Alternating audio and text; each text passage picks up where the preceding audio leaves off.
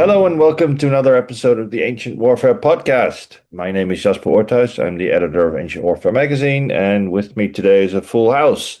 Mark DeSantis, Mark McCaffrey, Lindsay Powell, and Murray Dahm are all here. Welcome, guys. Today we're going to continue the story of the Germanic campaigns that we started in the previous full episode of the podcast. So if you're downloading in your feed, then you have 3 or 4 episodes of Ancient Warfare Answers in the middle, and then the one before that. That is the one where we talk about why the Romans started into Germania. And now we're going to talk about the issue because issue 107 is just about to appear, or probably has just appeared when you listen to this. And I thought we start with a little anecdote, sort of a peek in the production process. Very early on, we decided that it'd be good to have a nice big spread map of all the campaigns in Germany. And Murray mostly, I think, worked with our map maker, Richard Thompson, who did a great job. And there was a lot of back and forth. And Lindsay helped a lot with advice because he's done a lot of work on these campaigns. And at some point, Richard says, "Stop. This is becoming spaghetti." And even with coloring all the different campaigns in different colors, it's going to be too hard to be able, even on a A3, so a full spread, 2 pages map, it's going to be too hard to follow exactly what is going on. And we still managed to get a few extra maps in, and there were a lot of different versions, and it was definitely one of those things where at the very last minute when the magazine went to the printer, I made a point of checking that the maps were at least the final version, to prevent issues with that, because yes, that's happened in the past before, that there's so many versions, and then you go, is that right or is that wrong? It's a thing. I was going to say, I love the anecdotes of what the final version of a document is called, and it's never final version. It's like, it becomes final this one date. Yeah. We call it continuous improvement, just so people who know Six Sigma. Yes, but the problem is that when the printer gets going, there is an end to the continuous improvement. That's what it is. Anyway, what it mostly bore out for me is that over those 30 years, there are a hell of a lot of campaigns, and some of them we tend to talk about endlessly. Teutoburg Forest and the follow-up campaigns are probably the best examples. But there's so many before, and not that many after. But there's especially a lot of them before that we sometimes don't know exactly where to place. Sometimes we have a pretty good idea. There's a lot going on, and maybe Lindsay can give us a little insight more into that, what's happening after the Romans decide to go into Germania. So to your point, I think the map took on an enormous challenge, and credit to the map maker for trying to attempt it. And there are not many books that you'll find on Romans in Germany which have maps like that, simply because it's almost an impossible task to get right. You look at the sources; they're not written, apart from Velius Paterculus, people who were really in the field to know what they were dealing with. And certainly the quality of the writing doesn't give you, oh, they went this way, appeared around the corner and hit that spot. So a lot of what we know comes from inference or implication. There might be a mention of a river. Then there's some archaeology, which sort of places the source in a particular place. And the wonderful thing, and I'm actually writing a book right now for Pen and Sword called Roman Conquest Germania, and I've been studying a lot of German reports, is the amount of archaeology in Germany from marching camps and watchtowers and things which are just not available in English translations right now. So there's a lot known about what's going on the Rhine and the tributaries of the Rhine. But effectively, there are phases of the campaign. And I think the first thing to remember is at the time of Lollius, there really isn't much of what you might call the frontier. What you have effectively is 1 or 2 legions in the area. I think it's the 5th Alaudai. You have maybe the 1st, which may or may not be called Germanica at this point. And it's not clear where these are. I mean, what's fascinating is when you try to understand where the Roman army is after 27, a lot of it's going to be in the Iberian Peninsula. A lot of it's kind of spread around the Balkans and different places. But what we don't know for certainty where in the Rhine area they are. And there's even a suggestion that some of them are deployed in the three Gallic provinces, but where we don't really know. So we might surmise that there's one or two in the area which have been partly put there by Marcus Agrippa, who's active in that area 39 and also 19 BC and makes two crossings over. And it would seem, in my assessment, there is a treaty made with the Batavi and an agreement that they can put a legion in that area. And I think that's probably going to be Legion 1. And the fifth is somewhere in that area. Maybe perhaps it's in the area of Neuss or Vetera, one of those kinds of areas. And then you get the Lollian problem. And the response to that is a full-on, well-planned invasion. And it's got all the elements of a campaign. It's got the planning and the resourcing. So you've got 5 or 6 legionary fortresses built and any number of auxiliary forts. You've got a canal or maybe 2 canals in the area of what we now call the Netherlands.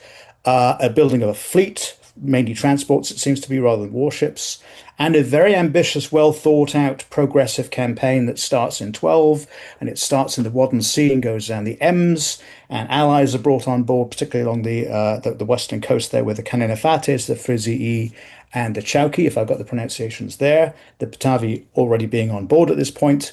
And then in the second year and in successive years, all the way through till 9 BC, attempts are made to drive the Roman army into what you might call central western Germania.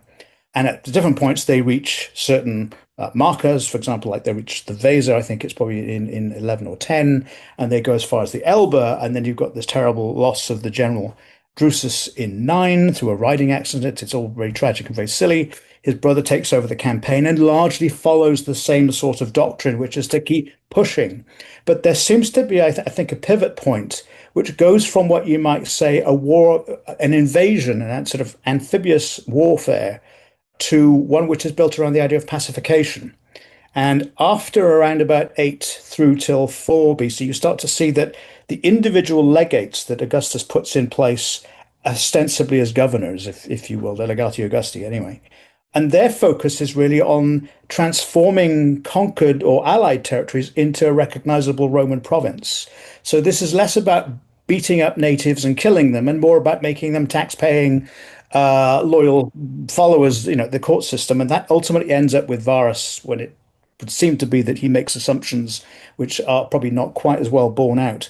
But the Romans have always been aware that the Germans are not necessarily very trustworthy, that they're forever picking fights with each other. They exchange hostages, which seem to be very expendable, and they'll still pick the fight and so on.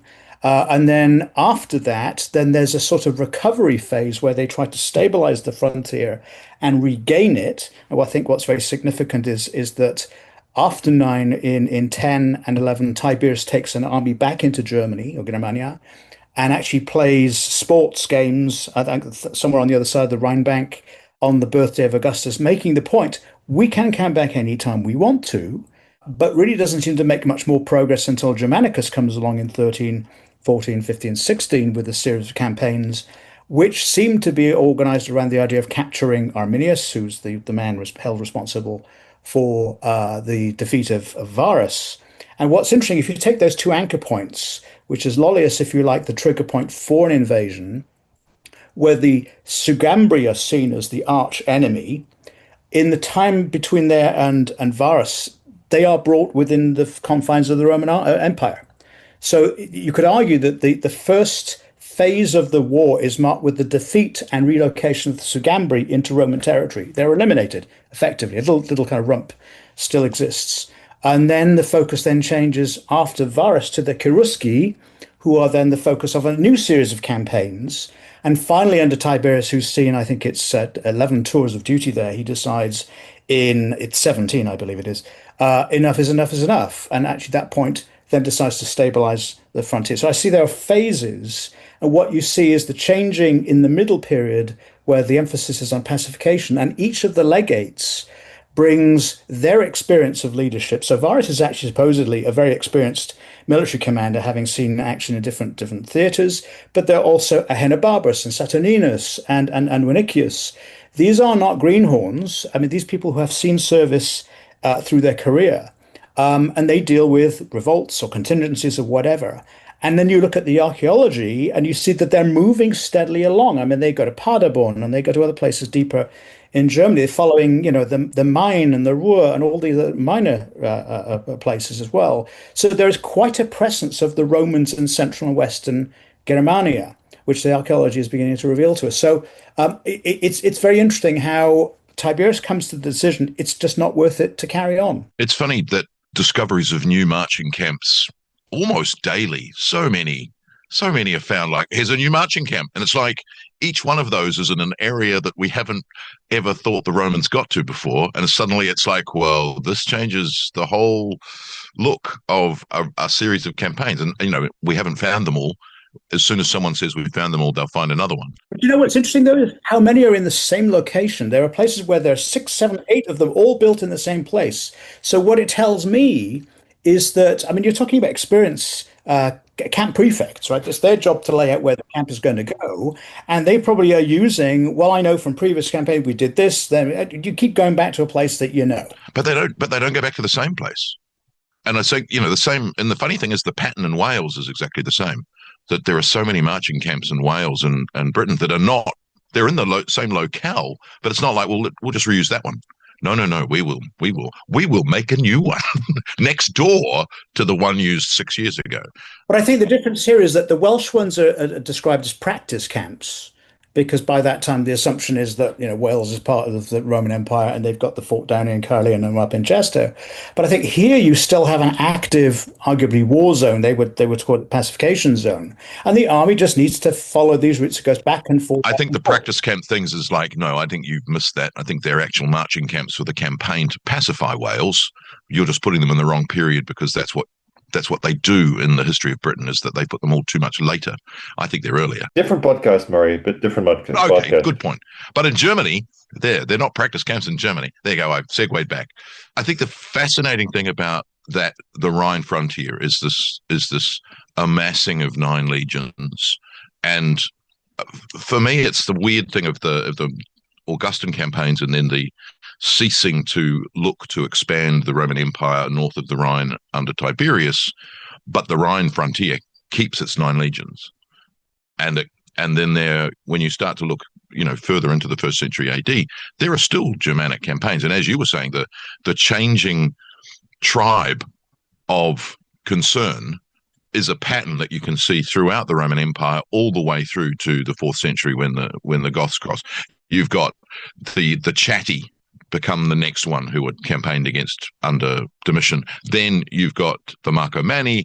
Then eventually you have the Alemanni, who are the big problem in the 3rd century and into the 4th.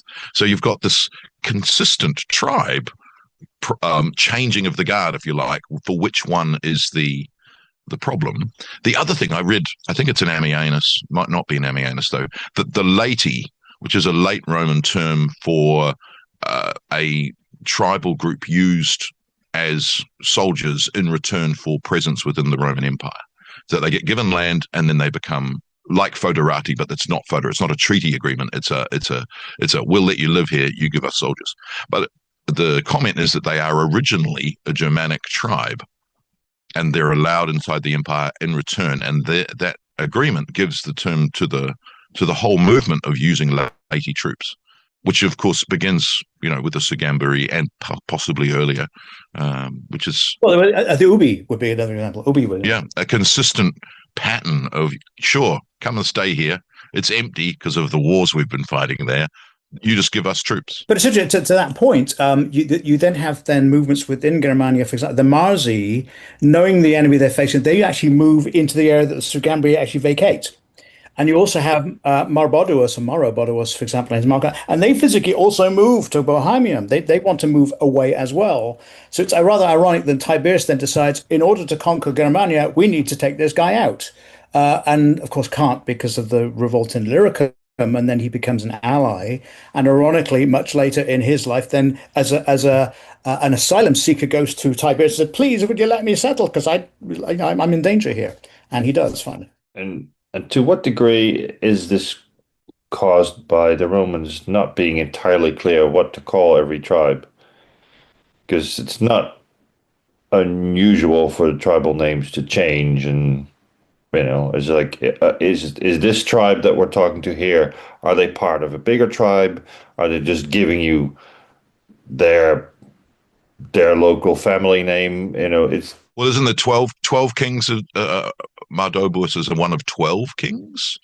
So there's that idea of the way Romans term the leadership structure of Germanic, even Gallic tribes earlier, is a rex or dux is a Roman way of conceptualizing how the leadership works, and we get glimpses that, well, that's not how they think the leadership works, and it's far more feudal and almost serf driven, that you have a overriding chieftain who gets termed as a king, but under them are minor chieftains who have tribes of their own, but they answer to a greater chieftain.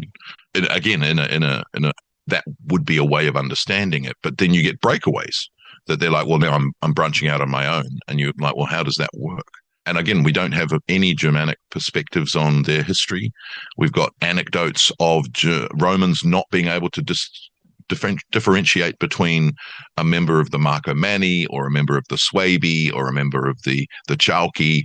We call it the Swabian knot.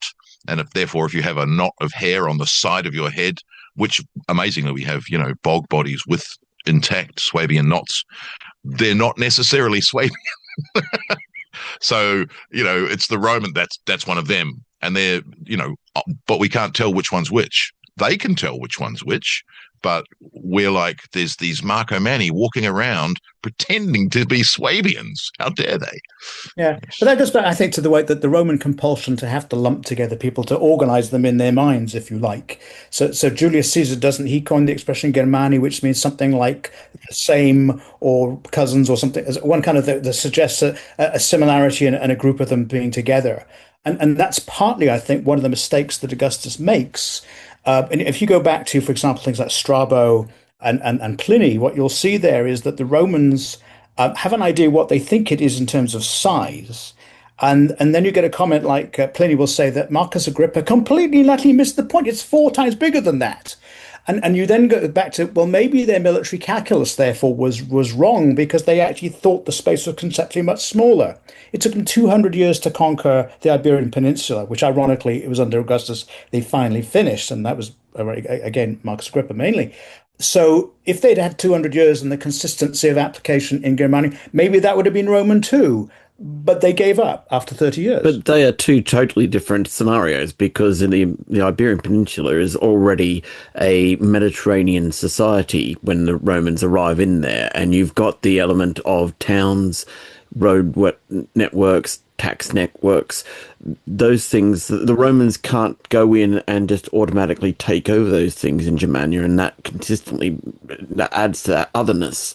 That might be true on the Mediterranean side, but as you go towards the Basque region, if you go to the Celtiberian areas there, Asturias, Cantabria, and even Lusitania, these aren't. These are Celtic, so they have Oppida, they have a place. I don't know that I say towns though. Oppida is a really problematic term, because Oppida, I mean, it's one of those terms that is used by the Romans to refer to an it could be a city, it could be a fort, or it could be a town. In any case, it's foreign. Urbs is Roman as such, and so Caesar's a great example of applying it to anything that he comes across. And of course, again, it gets used across, as you say, the Iberian Peninsula, Gallia, and into Germania. And of course, some of those are fairly decent sized cities, but they're just not. It's that, again, coming back to that otherness of the Romans, that they are using this terminology to just say, it's not ours, so therefore it's lesser. And given the Roman distinction to the Roman difficulty to distinguish between the various tribes, exactly where one tribe maybe ended and another began, and also simply the definition, the ability to define the extent of Germania, even if we go entertain a counterfactual and say, well, what would have happened if there had been no Illyrian revolt and Tiberius had been able to, instead of having to draw off 6 legions to deal with that for several years, and had an enormous and very powerful striking force to conquer Germania, and maybe the entire campaign went swimmingly and something of that nature. Maybe let's even throw in that the Romans never had a Varian disaster and conquered Germany up to the Elbe, right? Let's say that it becomes a Roman province.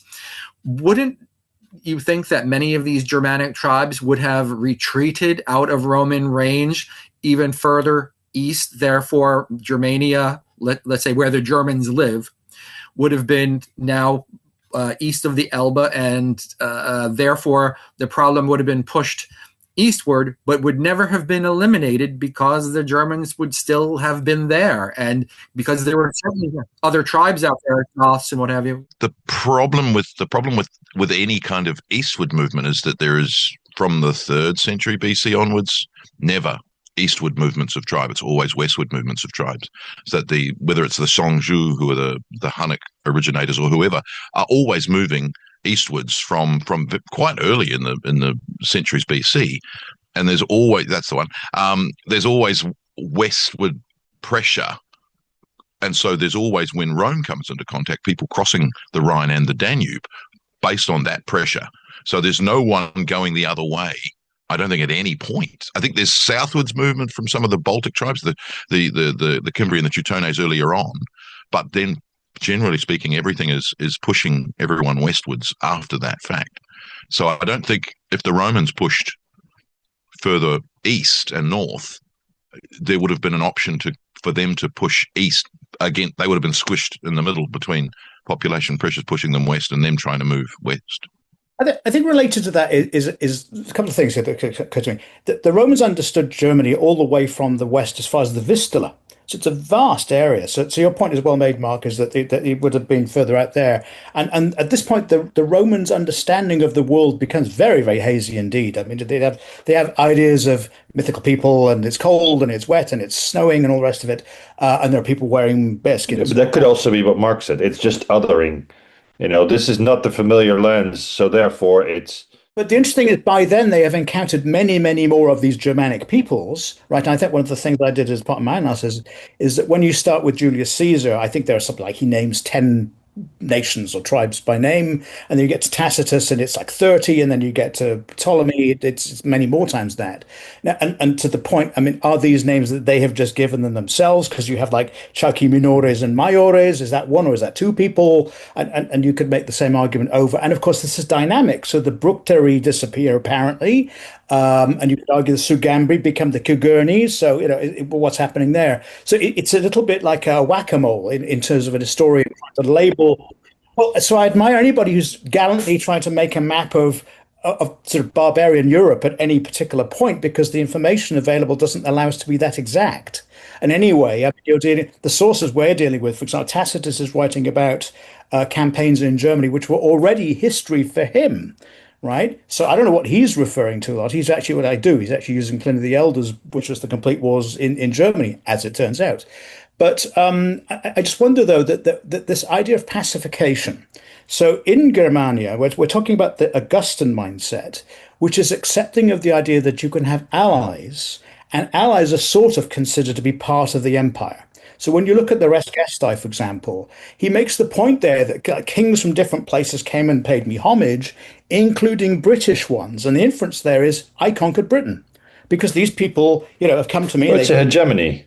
Yeah, it's just a hegemony. They come and pay respects to the superior king. So where, going back to your map, let's go back, take this all back to the map, is with all those squiggles and lines. I mean, a lot of those lines are traipsing through supposedly allied territories. The lines don't necessarily, therefore, infer a conflict. It's just a direction of moving troops.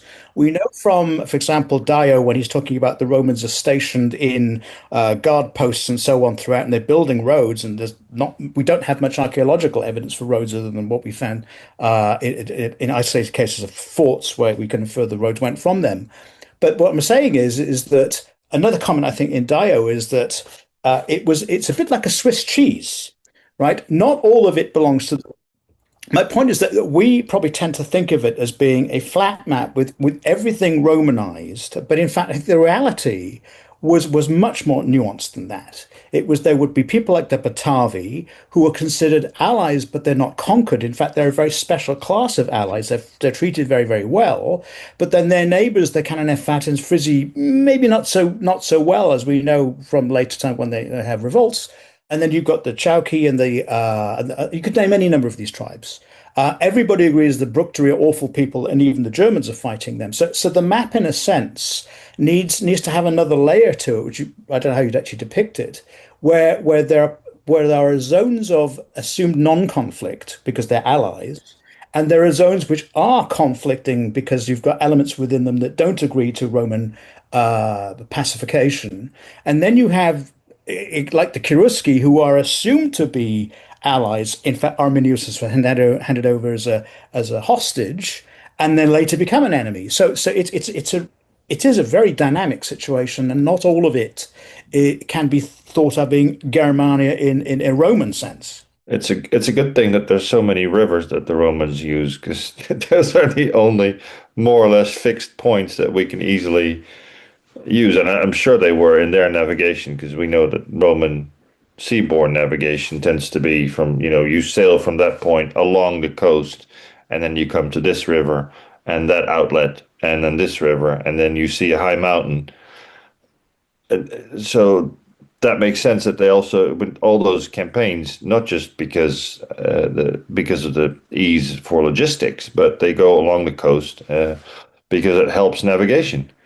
And that is a thing that you can bring into your sort of mental map as a Roman. Yeah, and the archaeology bears it out. So Bentumazil, for example, up in, I think that's on the Ems River, is a fort stroke port kind of harbor. And you've got the same at Anrepen, which actually has a sort of harbor side. So you can imagine a large part of the Roman army is Stiva, what do they call the people who handled goods and Stevedore. Yes. So I think, the idea that we're looking at Roman soldiers who are constantly fighting is not right. There's a lot of them just literally carrying stuff.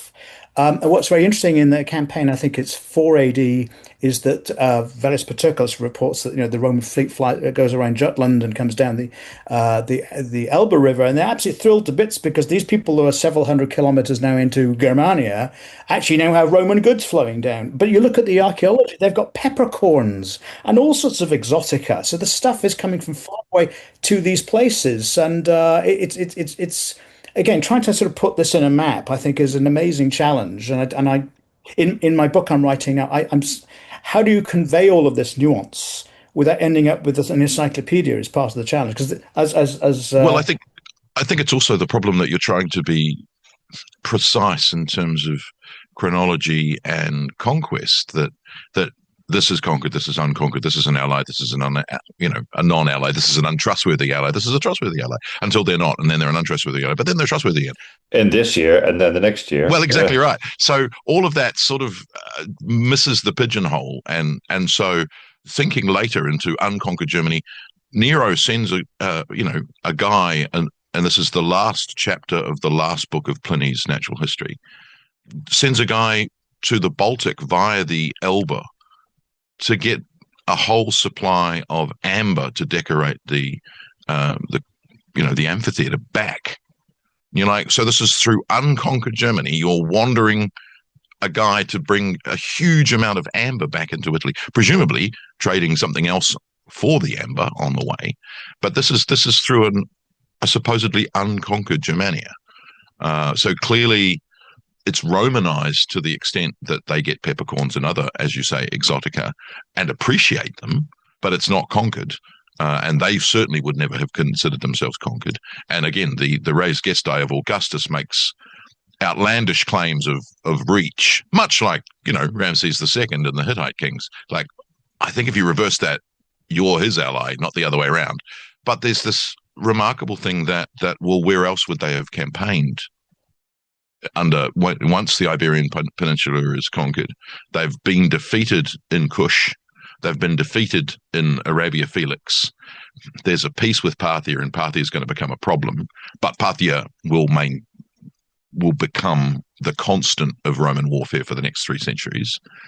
Dacia is currently a supposedly rival-sized kingdom to the Roman Empire, and therefore we don't war with Dacia. That will come later, and we don't even have provinces there. Macedonia hasn't been as a province hasn't been created yet, nor has the Black Sea provinces. So really, when you go, okay, so where else?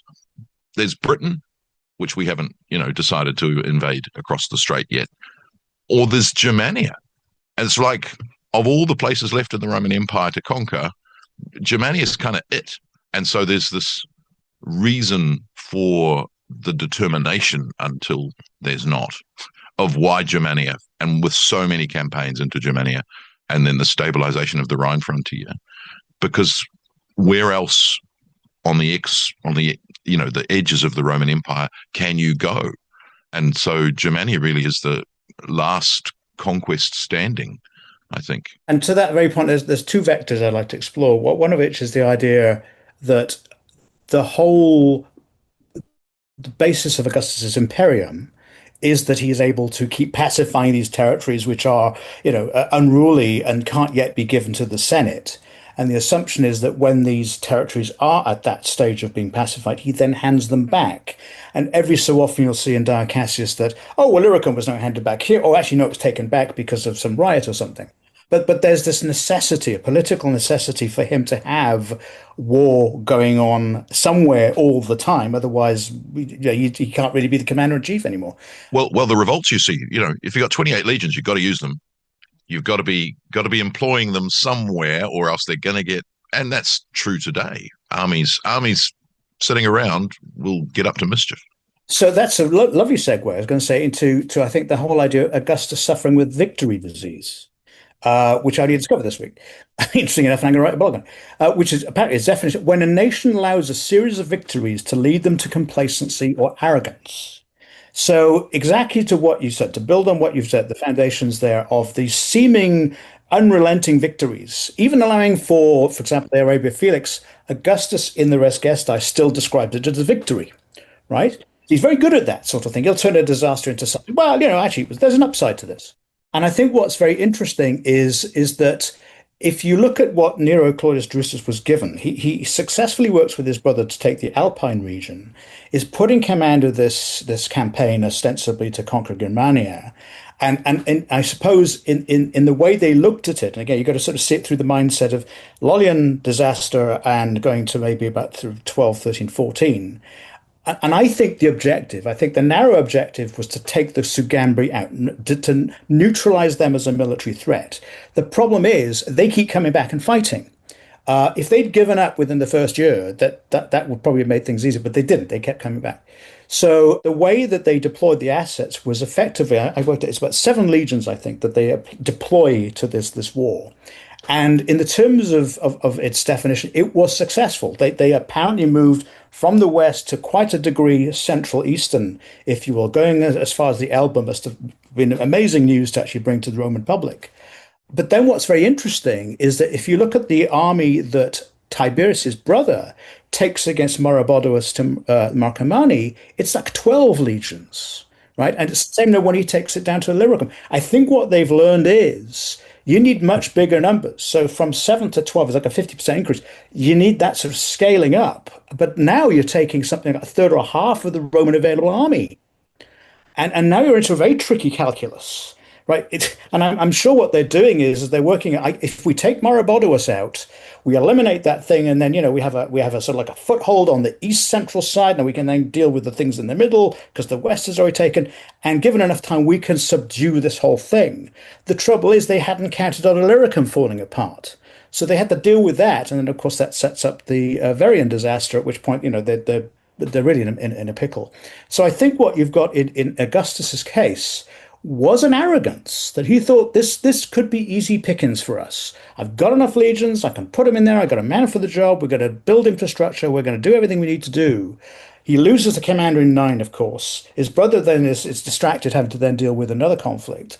And they just don't have enough resources and time. I think that's... Could you see that arrogance in the Augustan tactic of sending or blooding his generals in that area as well, in terms of, he's sending the prime members of his family and extended family up into campaigns in that area. And I'm thinking, especially even when, Tiberius goes up and you've got young Gaius being sent up, and, it seems like he's using it as preparation, and it maybe, as Murray's already said, it's the only real preparation area left in the campaigning world for the Romans at that point.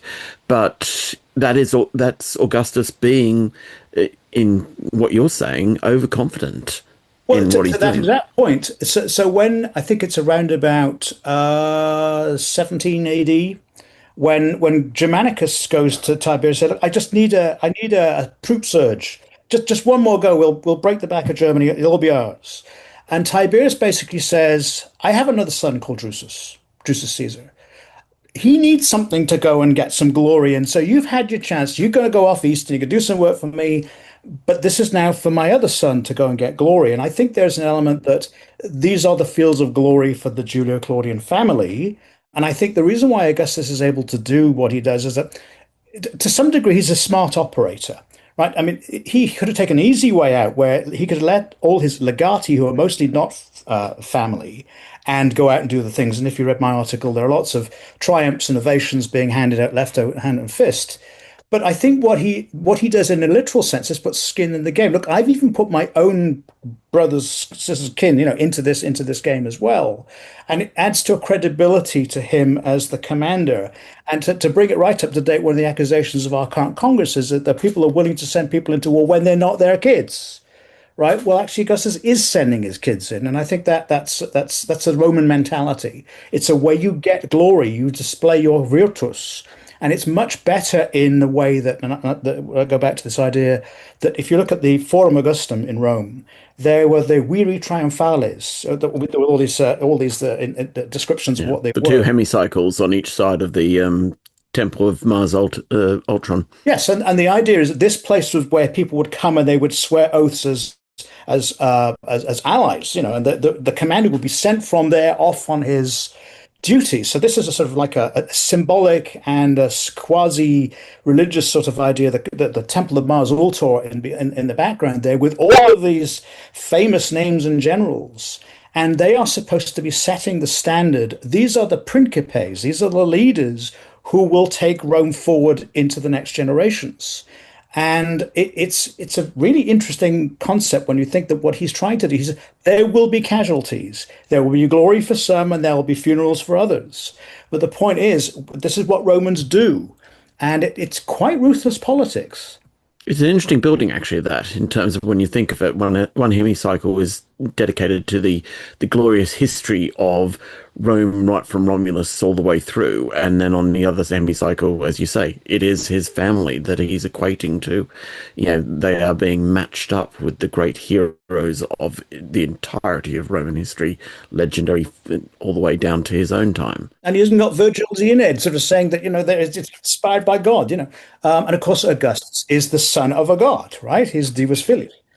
So I think all of these things, it's a multi-layered psychology in Germany. Germania fits within this sort of worldview, which is partly political, partly exactly what Murray said there about where else have I got left to go and fight a war. And again, the Rest Guest, I think, actually is the place we have to look to get an insight into his worldview and his psychology. And all of it's exposed there. He's got friends all over, well beyond the Roman frontiers. And because I exert influence over these people, they're effectively conquered. And you've got the famous line in Virgil, say, imperium sine fine, right? I think the funny thing also is that one of the lessons Augustus teaches, which remains unlearned during the first century AD, is if you haven't got the children to send, adopt them and send them. And if they die, adopt some more. So when you look at the issues that you have with the generals under, especially under Nero and Domitian, but others too, that you're now got an emperor who's jealous of your success because he's not going to adopt you. And then when you look at the solution for the 5 good emperors at the end of the first century AD under Trajan onwards, Nerva onwards, you've got this idea of, well, adopt the best candidate, and then go and send them off and do things with them, and then if they die, adopt another one, or adopt two at once. And if one of them dies, you've got the other one to hang in. And so there's this peculiar Augustan, if you like, solution that happens after a century of ignoring it, or 75 years of ignoring it, which again remains valid until Commodus, who ruins it again. But that's that idea of finding a good candidate and bringing them into the fold so they can be a representative of your family, and it is your boots on the ground, and your blood in the game. Skin in the game was the analogy used. Blood on the ground, skin in the game. Sorry, boots on the. I'm messing up all my metaphors. The funny thing about that is that I think there is a real leadership example there. That it is you leading your troops, which again goes back to Alexander and before. You're not a general behind the troops, you're a general at the front of the troops, and then under the Romanic command structure, you're not at the front. We do have examples of Roman generals doing that and putting themselves at risk, but it's regarded as reckless. You shouldn't be here. We failed in our job if you are at risk, but you're not doing your job, so I have to put myself at risk, and that shames the Roman soldier into fighting stronger. But the idea that they are on campaign in the field with the army, and that bizarrely is the model of leadership that we maintain to this day, that the general may not be fighting on the front lines, but he is in the field with us, and that makes him one of us, regardless of the levels of luxury that they enjoy in the field. No more chateau generals. They as in World War One. They had to be more like a Patton, somewhere in the vicinity, not necessarily right there on the front line, as you mentioned. So my response to that, the excellent points, is that the irony in all of that is the exemplar par excellence of the leader commanding from the front is Tiberius Caesar, who 11 tours of duty in Germania is the one who ends the war in Germania. And I think what's interesting there is to tie in with the adoption thing. He had adopted Germanicus, and of course Germanicus dies mysteriously in 19. So there is a successor who is eliminated. His son Drusus Caesar is supposedly murdered by poison with the assistance and connivance of Sejanus. So he is lost. He then has the sons of Germanicus, who are Nero and Drusus, and ultimately Caligula. And they all variously die. The only one survivor, of course, is Caligula, and he doesn't turn out to be a very good general, although he does try and experiment trying to go into Germany. So I think where all of that rot starts, and I hate to say this, is actually with Tiberius, who was the man who understood Germania, unlike any other commander at that level of seniority, understood that it really wasn't worth doing, but had got himself into a dreadful mess because there was no obvious successor, and all of his legates were not related to him also. In fact, the governor of Germania, or the superior, I think it was one of the longest served men in that role. It was something like 10, 11 years. And where Augustus had this idea, after 3 years, I rotate out to my legati, Tiberius took a totally different one. They were there for 5, 6, 7, 8 years. You look at Pontius Pilatus, you look at other people, there's about 8 or 9 others in the biography. And he takes a very different approach to Augustus. Instead of cycling these people through, he wants professionalism. He wants the people to make decisions and deal with the consequences if they're not well answered and addressed. So it must, when you look back at all these things, Augustus never saw the end of his war in Germania, and I wonder how he would have looked upon it to see that it was ultimately abandoned, although he'd, of course, seen the Varus disaster. But I think what we see in his sending Germanicus back in 13 with the mission to basically sort out the situation that's unresolved there, his intention was to go and get it sorted and go and actually conquer Germania. Of course, he would have twisted it in a res gestae, like, well, yeah, we continued to conquer in Germany forever after my campaign, as can be seen. Yes. And yet he was also the man who said, keep it within the borders and the rivers. But the question is, which borders and rivers? Right. So in his mind, he may have said, well, it was the Albis, it was the Visurgis, it was the Amasia. And of course, we don't know those things. So in the end, I guess it's still all about people. The people we meet along the way. But I think what's very interesting is that if you bring all these sort of different threads together, Germania was a family business. effectively. It was where Augustus and his family went and got glory. And in the article I wrote, I think it was very, very telling that the high honors, the triumphs went to members of his family. They did not go to the other generals who got second grade ovations, which is all fine and dandy. You get to ride on a horse and what have you, but you don't get the ticker tape parade. And that's also part of cementing the fact that the family of the princeps is the one that's recognized as the family in charge. And that's going on in the background still. It's not over. Augustus is not the man in charge after Actium. Maybe he is, but he's not. He doesn't feel quite safe yet. And is that a bombshell? Yeah, it's a bombshell. Thank you very much. That was a good one.